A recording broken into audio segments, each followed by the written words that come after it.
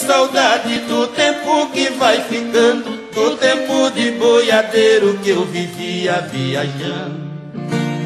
Eu nunca tinha tristeza, vivia sempre cantando, mês e mês cortando estrada no meu cavalo ruan.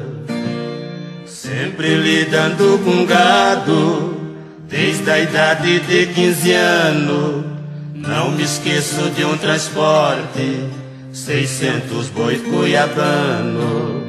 No meio tinha um boi preto por nome de Soberano.